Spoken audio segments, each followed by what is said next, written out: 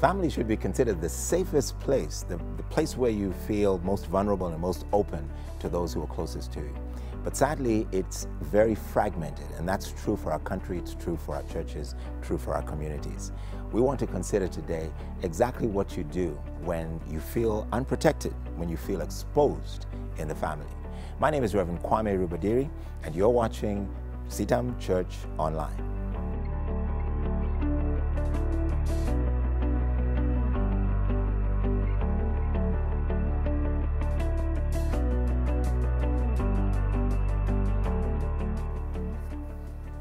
In the story of Joseph in Genesis chapter 37, we find a family that is truly dysfunctional.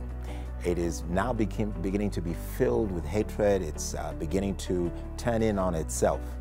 Joseph has talked to his brothers about his gift.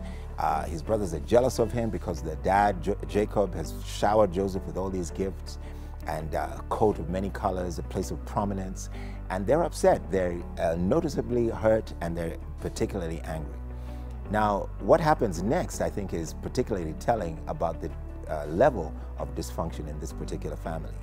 Because as we read from verses 12 on to around about verse 17, we see how the brothers are not only willing to entertain hatred towards their brother, their blood brother Joseph, but they're willing to actually act upon it. They're actually willing to take steps to do something particularly painful. Now, one of the saddest things I think that could have ever happened in any particular family is where you find the people who should protect you, the people who should support you, who should celebrate the things that you do well, beginning to turn on you.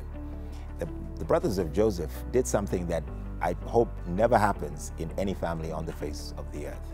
They planned to kill him. They planned to take his life. Not just because they hated him or because they kind of felt that he was the special one in the family, but because the Bible says they wanted to stop his dream from ever happening. They thought if they take this guy out, then this dream of his will never happen. He will never come to a place of prominence, and we will never have to bow before him. Now, to take matters to that degree is a level of concern within any family. And I know there are families who, and you may be watching me today and you're concerned about issues that have happened in your own family, a level of hatred that led to abuse perhaps, or led to something even more painful, but not to the degree of taking a life. And hopefully that's never been something that you've had to struggle with yourself.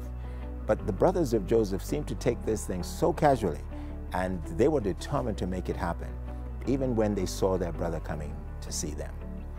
One of the things that I think is important for us to learn is that if we do not deal with the issue of hatred, if we do not deal with the issue of inner pain early in life, then there is no surprise when we are willing to take matters to a whole new level of pain and suffering.